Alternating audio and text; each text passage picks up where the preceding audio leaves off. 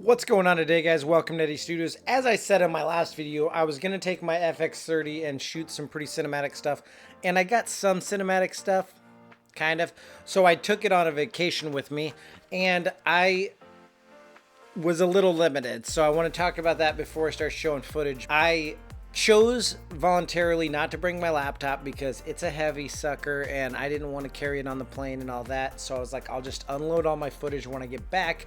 That being said, I wanted to save space on my memory card, so I only used 1080, but I did shoot in 10-bit, 60 frames per second for almost everything, and then 10-bit 422, and I caught some pretty nice stuff.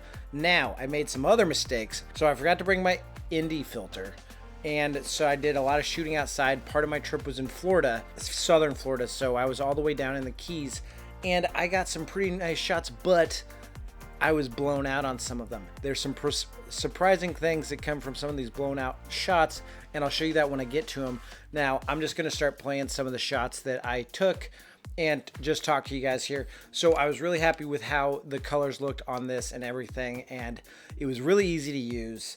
I was using my zoom lens that's from the ZVE10. It's a 16 to 50 millimeter lens, and it goes with the toggle zoom that you have on the FX30 as well as on the Sony ZVE10.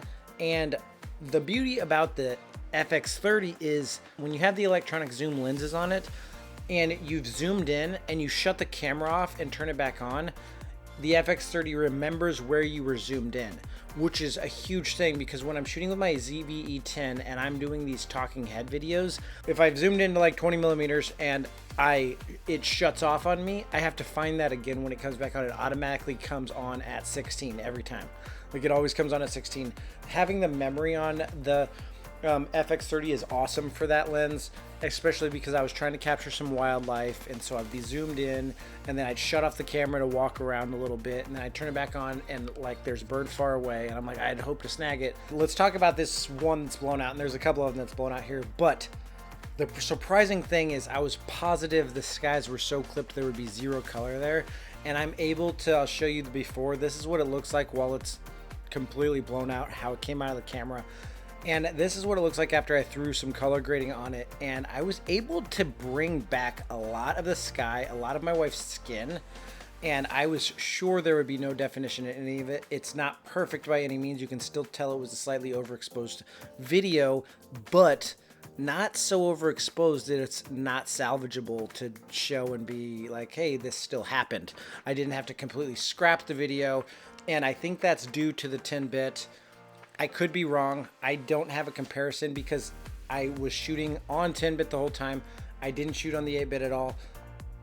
And another problem with this is I couldn't tell it was blown out when I was shooting. I was positive I was getting at least her in a good light. That's one other thing that is tough about the FX30 for shooting this kind of a stuff outdoors and stuff, is that it doesn't have an electronic viewfinder. It's hard on a screen outside to be able to tell where your overexposure is. I do think I fixed this. I didn't have my zebras set correctly. They weren't even showing up, so I definitely had them set wrong, but I think since I've gotten home and played with it a little bit, I've set my zebras to where they're gonna help me out in those situations in the future. Amateur mistakes: forgetting my ND filter, overexposing my image because I didn't have my zebra set correctly.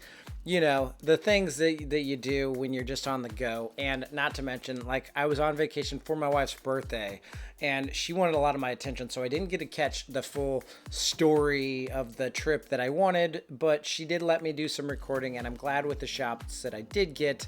Some of the time I had to just use my phone to catch shots because she didn't want me carrying the camera around, or it wasn't convenient to carry it around and stuff like that. So you know how it is. If you got a wife, you've been there. If you got a girlfriend, you've been there too. So, but yeah. So I had a lot of good times shooting with this, and I hope some of this showed you even what this can accomplish with just 1080 footage.